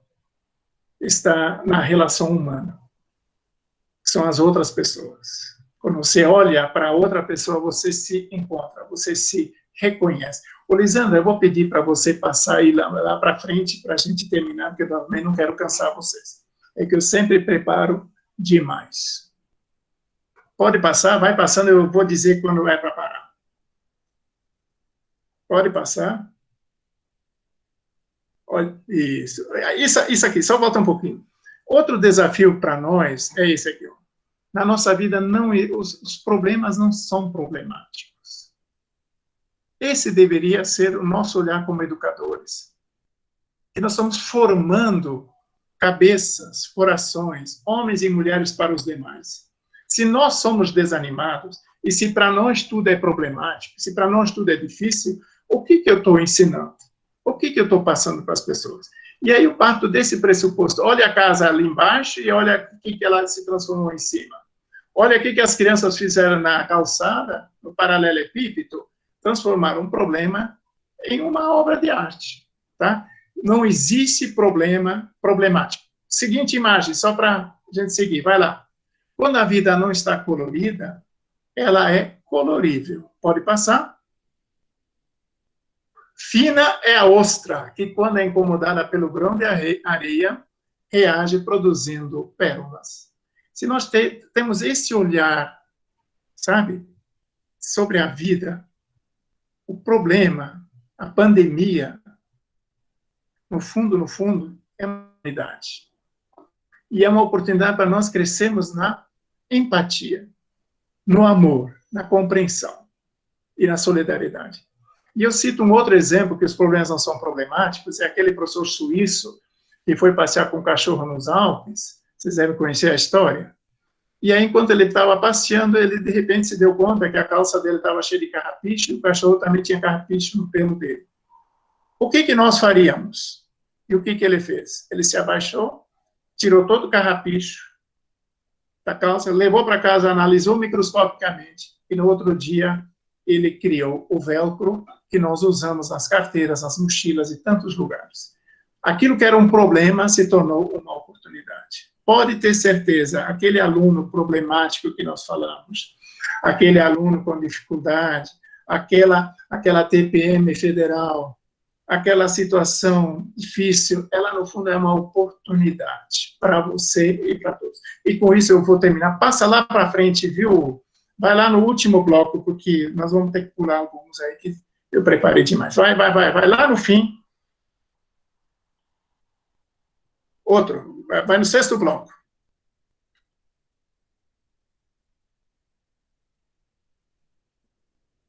Olha aqui que eu tinha preparado, era para um monte de dias. Isso. Essas considerações finais, e com isso eu encerro minha palestra. A primeira consideração é do nosso amigo, poeta moçambicano, Mia Couto, que diz assim, o que faz andar a estrada é o sonho. E eu acho que isso é importante a gente alimentar dentro de nós, o sonho, né? Segundo lugar, Cora Coralina. Em tempos de pandemia, ela projeta uma luz dentro da simplicidade. Muitas vezes basta ser colo que acolhe, diz ela, braço que envolve, palavra que conforta, silêncio que respeita, alegria que contagia. Muitas vezes basta ser lágrima que corre, olhar que acaricia, desejo que sacia, amor que promove. E isso não é coisa do outro mundo, é o que dá sentido à vida. Terceira consideração final. Se não houver frutos, diz Enfio, valeu a beleza das flores. Se não houver flores, valeu a sombra das folhas. E se não houver folhas, valeu a intenção da semente. E quarto, eu vou pedir para o Maurício ler para nós. Pode ser, Maurício? Liga teu microfone. Leia com paixão esse texto e eu termino com a última. Vai lá. Grandeza e categoria. Vai passando, Lisandra. Prefiro a coragem dos que arriscam que a frieza dos indiferentes. Prefiro a grandeza dos que libertam que a vergonha dos que acorrentam. Prefiro a ousadia dos que se lançam, que a passividade dos curiosos. Prefiro a firmeza dos que têm opinião, que a artificialidade dos imitadores. Prefiro a beleza dos protagonistas que a covardia dos aproveitadores. Prefiro a lição de um fracasso vivido que a decepção da omissão não assumida.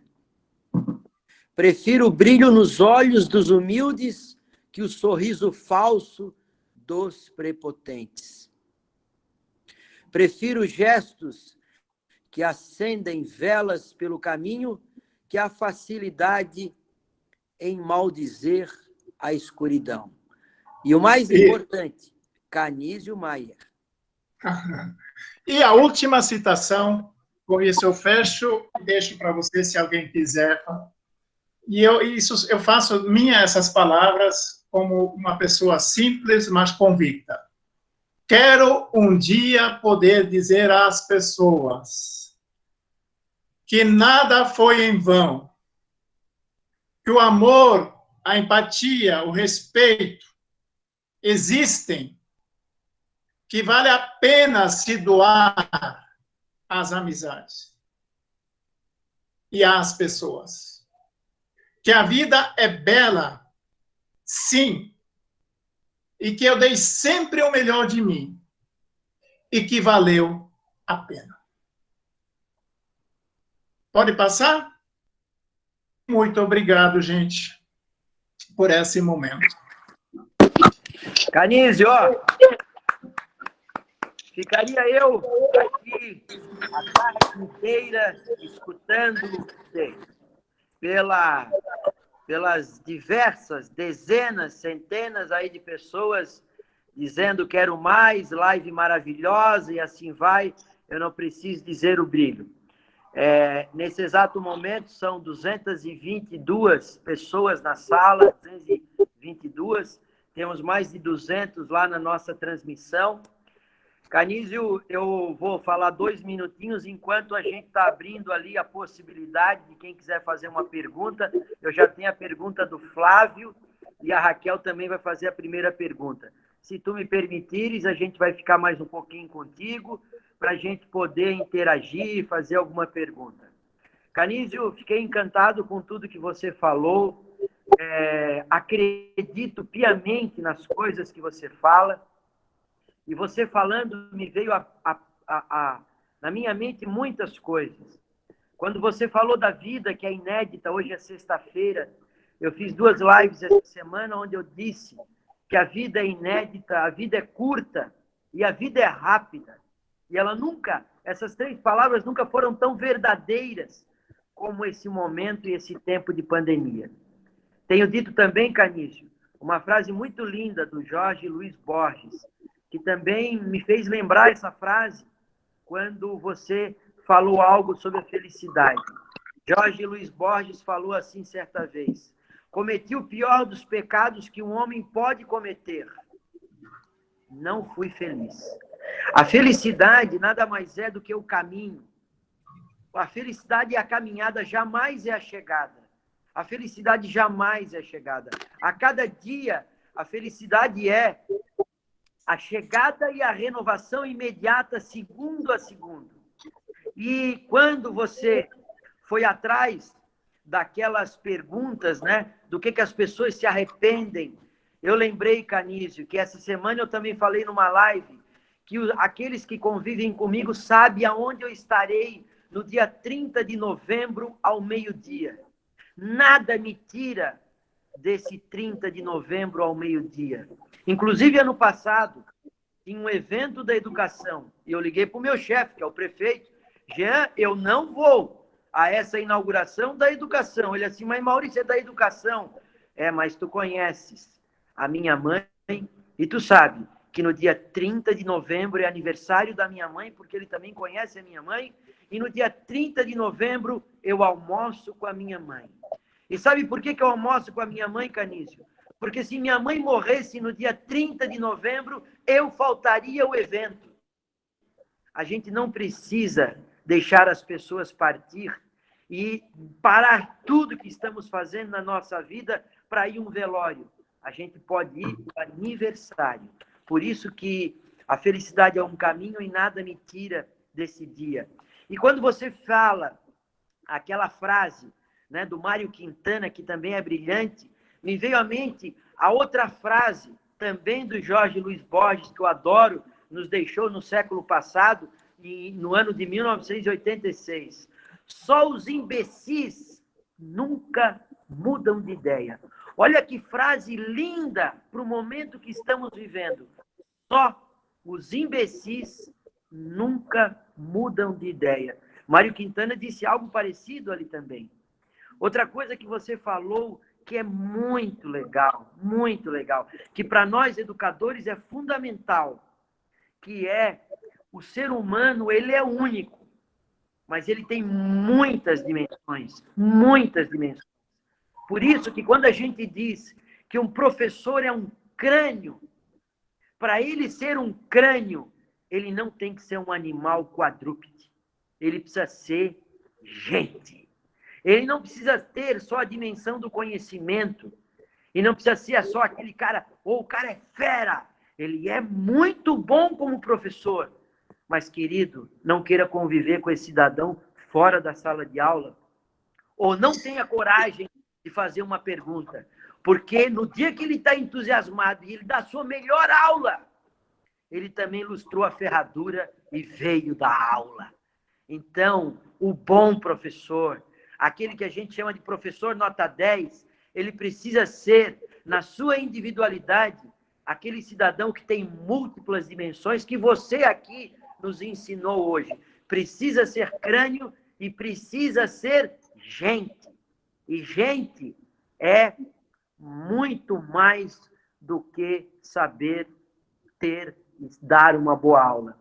E quando você pediu para Raquel ler as frases que de trás para frente, de frente para trás é igual. Canísio, eu tenho uma frase que me acompanha durante anos, e eu digo que o universo conspira há anos. Eu quero dizer com muita humildade, e que bom que está sendo gravado, porque humildade é fundamental na vida da gente. Eu nunca ouvi falar, Canísio, da palavra palíndromo. E semana passada eu aprendi com meu filho o que era palíndromo. E meu filho me disse que palíndrome são as frases que de trás para frente, de frente para trás, significa a mesma coisa. E tem 3 frases que de trás para frente, de frente para trás é a mesma coisa, que eu adoro. São as 3 que para mim são pérolas. Uma é: a mãe te ama. De trás para frente, de frente para trás é um palíndromo fantástico. A outra: o universo conspira porque tem tudo a ver contigo. Ame o poema. E ame o poema de trás para frente e de frente para trás é a mesma coisa. E outra que também me faz rir, porque rir também é um palíndromo. Rir é uma palavra palíndroma. É ato idiota. Ato idiota também é igual de frente para trás. E aí eu juntando ato idiota de frente para trás com uma frase do Jorge Luiz Borges, que só os imbecis nunca mudam de ideia, me vem a pandemia, que faz com que a gente tenha que mudar de ideia, porque o mundo mudou. E uma das coisas que vai fazer, no retorno da pandemia, mudar os pais de ideia, é que os pais, que muitos falam que o professor é tudo, eles agora estão sabendo que o professor realmente é tudo. E mais do que isso, os professores, que muitos diziam que não tinham capacidade de aprender, porque dava sempre as mesmas aulas, sempre os mesmos slides, sempre as mesmas metodologias, estão dando um exemplo de aprendizado. Estão aprendendo muito. E os nossos professores da nossa rede são brilhantes, estão dando um show. E eu termino, para deixar a pergunta, para convidar vocês a conhecer mais quem é o Canísio. Canísio tem uma frase sobre humildade, que está no seu livro Poéticas de Veranda, que diz assim, o Canísio: a humildade exprime uma das raras certezas de que eu estou certo, a de que ninguém é superior a ninguém. Todos somos aprendizes nessa vida, independente de onde estamos momentaneamente, podemos aprender com todos. E o livro do Canísio, Sabedoria Poética, para dar sentido e cor à vida, vale a pena, porque é show. E termino, Canísio, porque me emocionei, não conhecia a história daquela família do TGV, eu não conhecia aquela história, vou usar nas minhas falas, eu realmente não conhecia, que é de um tapa na cara fantástico das pessoas que se julgam querer fazer julgamento de valor.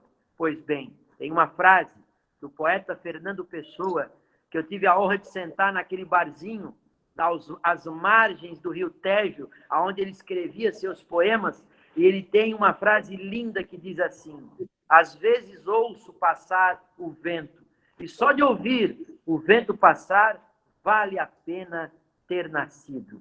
Essa é uma frase linda, que aquele idiota, que um ato idiota de trás para frente, de frente para trás é igual, quem sabe nunca mais fará o julgamento de uma criança e de uma pessoa, porque para ele era tão ridículo a árvore estar passando e a nuvem estar acompanhando. Não julgue, não seja um julgador de valor.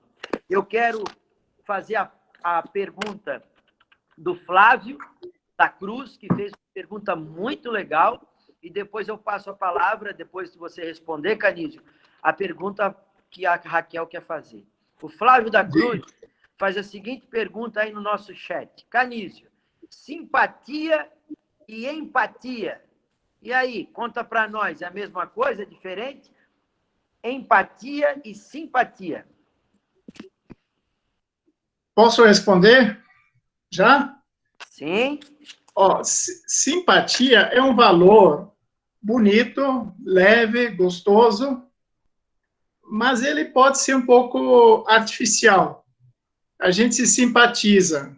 A empatia, ela tem esse lado de olhar para o outro mesmo estando sujo, mesmo estando sofrendo, mesmo estando passando na pior, do ponto de vista afetivo, simpatia, não tem muita coisa.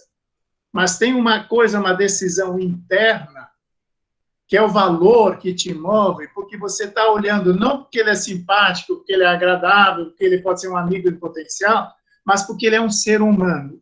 E quando se fala em ser humano, porque a vida é sagrada. Acho que isso é uma das coisas mais importantes. A empatia, ela vem porque o conceito que eu tenho de mim e o conceito que eu tenho do outro, seja ele simpático, seja ele chato, seja ele um tanto quanto aluno indisciplinado ou não sei o quê, o conceito que eu tenho é, aí tem um ser humano. Eu, nessa empatia, escrevi 2 livros. Um é para pais e professores, sobre atitudes pedagógicas que a gente pode ter ou deveria ter em relação aos filhos e em relação aos alunos. Tantas situações, e às vezes a gente cai de forma vertical e não ajuda, não engrandece. Mas ter uma atitude pedagógica é pensar como isso poderia ajudar, né? Vocês conhecem a história que um jovem, um rapaz, encontrou o seu ex-professor, um velhinho, né? Vocês conhecem, né? E aí ele disse assim, você lembra? Você foi meu professor. Não lembro não. Onde foi? Tal colégio. E o senhor tem uma responsabilidade de eu ser professor hoje. Mas por quê? Porque um colega meu da sala veio um dia com um relógio muito bonito. E eu ciúmes, porque eu não poderia ter esse relógio. Eu roubei o relógio dele e escondi no meu bolso. E o menino reclamou para o professor que alguém tinha roubado. E ele foi, mandou todos os alunos fecharem os olhos e ele foi averiguar o bolso de cada um. E aí encontrou o relógio no bolso, não falou nada, simplesmente foi na frente e disse, podem abrir os olhos, está aqui o teu relógio. Não acusou, não fez nada. E foi isso que mudou a vida desse cara que se tornou professor por causa do professor. Ele disse, naquele dia o Senhor salvou a minha dignidade. Que se o Senhor abrisse a boca e humilhasse na frente dos outros, eu teria caído lá por baixo. Diz o velho senhor, foi você que tinha roubado o relógio? Foi. Por quê? O senhor não lembra? Não, ele disse, eu também tinha fechado os meus olhos para não saber quem foi que roubou. Só para dar um exemplo, né? Atitudes pedagógicas, atitudes que de fato despertam o melhor em si, tá? Simpatia é uma coisa legal, é que nem semelhanças e diferenças. As semelhanças, eu torço para o Avaí, eu torço para o Figueira, eu torço para o IN, eu também para... São semelhanças que nos aproximam, mas o que nos enriquece não é a simpatia, é a empatia. O que nos enriquece é o diferente, tá? Raquel, qual é a pergunta? Vai lá, Raquel. Oi, professor Caniço. Primeiro, agradecer, né, a sua tarde conosco, todos os seus ensinamentos. O chat, ele quase travou de tanta mensagem, agradecendo, elogiando, foi subindo, todo mundo encantado com a sua fala. Eu queria que o senhor falasse um pouquinho para a gente 2 situações, né? Comumente as pessoas usam como mesmo significado alteridade e empatia. E a gente sabe que essas 2 expressões, essas 2 palavrinhas, elas se encontram, mas elas têm diferença. E eu queria que o senhor falasse para a gente um pouquinho, né? Vou citar aqui Rubem Alves, o professor Maurício adora Rubem Alves, eu também tenho todos os livros dele. E Rubem Alves nos ensina que a gente ensina as crianças a partir daquilo que a gente pratica. Então, eu não ensino a empatia se eu não praticar a empatia. Eu não consigo ensinar as crianças a empatia se eu não ser empático, né? Eu não ensino elas a responderem bom dia para as pessoas se eu não dar bom dia para as crianças. Então, a empatia, a gente ensina a empatia? Como que ensinamos a empatia? Como que aprendemos a ser empáticos?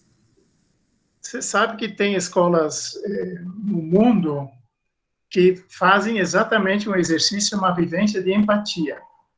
Eles começam um ano, vão se escutando, vão aceitando o outro enquanto o outro, não pode ser interrompido, a pessoa se apresenta e vão criando relações outras a partir daquilo que a pessoa é. a partir daquilo que ela sofre, a partir daquilo que ela sonha. Então, isso eu acho que é muito importante. Eu não acredito muito que a gente ensina como a gente ensina português, matemática, empatia. A gente transmite empatia com o nosso jeito de ser. A gente aprende empatia com as atitudes. Quando eu sou empático, quando eu olho para você e olho nos teus olhos, isto vai impactar você. Quando eu te compreendo, quando eu faço isso, sabe? Agora, cuidado com esse conceito. Se a gente não vive, a gente não fala. É verdade.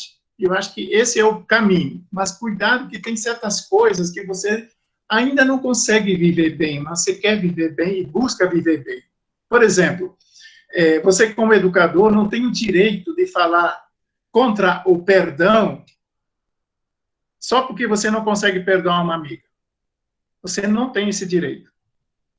Entendeu? Por quê? Porque na arte de educar, você não está a serviço das suas fragilidades ou das suas conquistas. Você está a serviço de uma verdade, uma coisa que é importante para todo mundo, como é importante o perdão, como é importante o diálogo, assim por diante. Então, cuidado. Eu não vou falar mais nada disso porque eu não consigo. Não, você está no processo. E o fato de falar sobre uma coisa que você tem dificuldade em aprender, em viver, em testemunhar, faz com que você olhe as coisas com outros olhos, tá? A outra pergunta, você falou da alteridade e da empatia.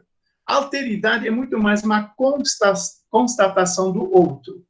Eu acho que toda a educação deveria passar por aí. Alter é outro.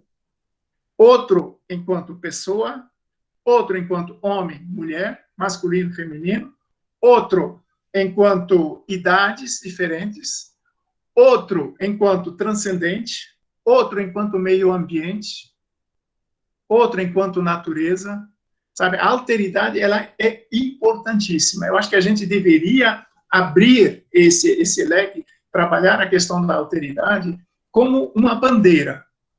Por quê? Porque do ponto de vista antropológico, ciência que estuda o homem, você é o que você é, não é graças a você, é graças ao outro.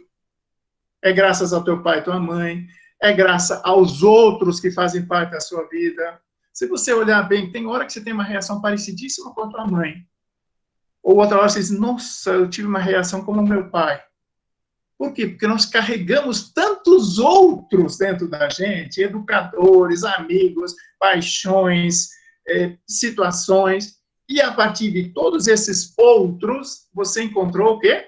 O teu jeito único, original e, Maurício, inédito de ser você. Sabe? Então, há uma constatação, é um horizonte. Agora, a empatia é a tua atitude frente ao outro. A empatia é a tua capacidade de olhar para o outro enquanto outro, não enquanto prolongamento de mim, não enquanto tela onde eu projeto as minhas conquistas ou as minhas fragilidades ou minhas crenças ou opiniões, não. O outro enquanto outro. Por isso que é uma coisa tão simples e, ao mesmo tempo, tão difícil, porque nós somos muito vacinados por contextos em nossa volta. Diga. Canise, tem uma pergunta aqui da Elisa muito legal, que diz assim, eu trabalho na educação infantil, como a lei de Platina tem muito a ver com o nosso trabalho, acho que nos enriquece, o olhar, escutar, conectar, compreender, conhecer, acolher e amar. Acredito que tudo é o jeito como a gente encara a vida. Queria perguntar, tem muito a ver como você enxerga a vida, o mundo que você vive? Repete que eu não peguei a pergunta toda. Tem muito a ver com como você enxerga a vida, o mundo que você vive? Tem tudo a ver. Eu não consigo falar uma coisa que eu não acredito, não consigo escrever uma coisa que eu não acredito, sabe? Eu acho assim, eu aprendi que do William Shakespeare, ele dizia, não chegarão aos ouvidos do Eterno palavras sem sentimento. Ou, como diz o nosso Graciliano Ramos, acho medonho alguém viver sem paixão. Acho medonho. Alguém ser professor racional, frio, não ter paixão, não tem tesão, não ter envolvimento, não ter sentimento. A vibração, ela é importantíssima. É isso que fica. E as crianças aprendem com isso. Os neurocientistas, eu tinha 2 blocos aí que não deu para passar, as descobertas da neurociência nos ajudam muito nesse sentido. O melhor aprendizado das crianças, eles aprendem 1000 vezes mais com um educador apaixonado. Você talvez diga, mas eu canso. Você pode voltar cansado um pouquinho mais em casa. Mas eu acho que o que mais cansa é você viver sem paixão. Você pode dizer, estou feliz. Estou cansado, sim, mas estou feliz. Por quê? Essa aula não foi repetição do conteúdo. Essa aula eu estive presente. É que nem fazer uma comida. Não é fazer uma comida ali e eu aqui. Não, a gente está no tempero. A gente está no agir e no fazer. Então, não dá para criar um dualismo entre o que você acredita e prega e aquilo que você vive. Eu, pessoalmente, eu fico vermelho se eu tenho que falar uma coisa que eu não consigo viver. Ok? Obrigado, Mais perguntas? Vamos ficando por aqui, está muito bom, mas o conceito do quero mais e da saudade já começa a bater. Eu quero passar, Canísio, a palavra para você fazer um fecho aqui, né? E eu depois quero fazer um agradecimento especial a você. Te dou a palavra, querida. Olha, eu não tenho mais muito o que falar, eu, na verdade, preparo sempre demais coisa. Eu nunca preparei uma palestra com tanto amor como esta, sou bem sincero, porque é um tema que me interessa, é um tema que eu acho importantíssimo, é uma coisa que eu acredito, e eu só dou a lei de platina de novo. Amar é olhar para o outro enquanto o outro. Fazer a ele o que ele precisa que eu faça. Fazer a ele, compreender ele dentro do contexto dele. E não é complicado, é simplesmente colocar-se no coração, na pele, nas vibrações dele. Eu só tenho que agradecer, agradecer e agradecer. Obrigado, Canísio. Eu quero... você contou aquela história do relógio, que realmente aquele professor, ele, com aquela mensagem, ele mudou a vida não só daquele que estava o relógio no bolso, como com certeza de toda aquela sala, e também reafirmou os seus princípios enquanto professor. E eu quero aqui, Canísio, contar uma historinha para você e para todos que estão aqui com a gente. Certa vez, a turma era do 1º ano do ensino médio. Um menino fez a prova de história. A prova era de história. O menino, ele tinha muito mais esforço do que necessariamente nota, que é uma outra coisa que eu já gostei da tua fala. Como se 10 fosse a chancela do sucesso. O cidadão é 10, está marcado para ter sucesso. Aí já começa uma outra palestra, o que é sucesso. Ele tinha muito mais esforço do que efetivamente nota, mas todo esforço ele ficava contente. Ele recebeu a prova de história no 1º ano de ensino médio e ele viu que a nota não era boa, era abaixo da média. Ele estava saindo da sala e quando ele estava saindo da sala, o professor chamou pelo nome, fulano. O fulano virou, vem aqui, faz favor. O professor deixou todos saírem da sala, todos. Olhou para ele, para o menino, viu que o menino não estava muito contente com a nota, olhou para ele e disse assim, você escreveu fixação na tua prova, e a prova era de história. Você pode escrever fixação no quadro. Aquele menino, além de não saber fixação, ele era muito criativo, porque ele escreveu no quadro para o professor assim, fixação, ele escreveu assim, F-I, fique, K-I, C cedilha, A, S-S, fixação, A, tiozinho, O. O professor, que tinha corrigido a prova dele, olhou para ele com amor, com empatia. vibrando com aquilo que fazia com amor e carinho, apagou e disse para ele: você escreveu na sua prova diferente. Também não estava como deveria estar. Ele não usou a palavra que estava errado. E ele escreveu no quadro fixação de maneira correta. O tempo passou, e eu não preciso dizer para ti, Canídio, que esse professor marcou a vida daquele jovem que poderia falar na frente de todo mundo, Vou corrigir a palavra fixação, mesmo não sendo eu um professor de português. O tempo passou e a metodologia daquele professor era assim. Todo início de aula, a primeira meia hora, o texto que ele tinha passado para os estudantes, ele dizia assim: agora você começa a ler o parágrafo. O cidadão lia o parágrafo, terminava de ler e ele explicava o parágrafo. Aquele mesmo menino do fixação, no dia da sua leitura, leu Aristóteles da seguinte forma: tarararara, Aristoteles. Eu não preciso dizer para você que toda a sala riu, porque todos ali eram de um outro nível sociocultural, sei lá o quê, e já conhecia Aristóteles. O menino não sabia nem quem era o cidadão e muito menos como se lia Aristóteles. O professor parou e não disse que a palavra Aristóteles estava errada. O professor disse: Aristóteles foi. E começou a falar sobre Aristóteles, porque a aula não era sobre Aristóteles, estava ali o Aristóteles dentro do contexto apenas. E a aula ficou a aula inteira falando mais de 20 vezes Aristóteles, sem jamais falar para o menino que Aristóteles estava de uma outra forma. Esse menino seguiu a vida e deu muito valor à educação. E esse menino um dia foi presidente do Conselho Estadual de Educação de Santa Catarina.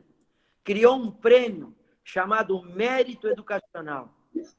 E nesse prêmio, um dos professores homenageados foi esse seu professor de história, que num belo dia o universo conspirou. Esse menino acabou sendo convidado para ir fazer uma fala para todos os professores daquele colégio. E ele disse que aquele colégio ele tinha uma história, porque um dia, há mais de 20 anos atrás, um professor tal tinha dado uma grande lição para ele, no bom nome da palavra lição. O auditório estava cheio, e um disse: ele está aqui, ó, ele está aqui. E esse professor foi lá na frente, abraçou o menino que estava falando, e ele ficou sabendo que aquele professor, na cidade de Tubarão, tinha, Canício, dado aula que acho eu para a cidade inteira. E esse professor está até hoje dando aula numa sala de aula há mais de 35 anos. E esse menino que falou um dia fixação e Aristóteles é esse que teve a honra de conhecer você agora, pessoalmente, e falar algumas vezes contigo por telefone. E esse menino quer ler, porque eu gosto do Rubem Alves, quer ler o que certa vez Rubem Alves escreveu. Estudei muito e sofri muito a análise sintática. Sofri tanto que, naquele tempo, escrevi num relatório para o colégio onde eu estudei, o Andrews, no Rio de Janeiro, que eu queria era ser engenheiro. Eu era bom em matemática, mas não gostava das coisas da língua. A análise sintática me ensinou a ter raiva da literatura. Somente muito mais tarde, depois de haver esquecido tudo o que eu tinha aprendido em análise sintática, aprendi as delícias da língua. Quero dizer, Canísio, que eu me identifico com Rubem Alves, porque o que ele escreve é o mundo real, é o chão da escola, é tudo aquilo que a gente vive. Como eu sofri nas aulas de figura de linguagem. E hoje, figura de linguagem é algo tão belo. Caníbal, um abraço, um beijo no teu coração. Obrigado, Raquel, por estar conosco e fazer essa ponte. Obrigado, Lisandra, que ajudou o Canísio aí na questão da tecnologia. E obrigado a todos que estiveram conosco na nossa live. Vivam a vida no aqui e no agora. Por isso que se chama presente. É uma dádiva de Deus. Quem não acredita em Deus, alguém mais forte que a gente. O passado já foi. O futuro é um porvir. E o hoje, o aqui e agora é um presente. Por isso que se chama de presente. Um abraço e até a próxima. Obrigado, Canísio. Valeu. Bom. Obrigado. Um abraço. Tchau, tchau. Raquel, Lisandra, Fernando, Maurício, brigadão, de coração, foi ótimo. E a gente vai, depois da pandemia, vamos aí, nós vamos trabalhar ainda bastante junto, tomara. Tá? Obrigado, fiquem com Deus. Valeu, tchau, tchau. Muito juízo, tá? Eu tenho sobrando, só não sei usar direito, mas eu tenho. Tchau, tchau, tchau. Tchau, obrigada.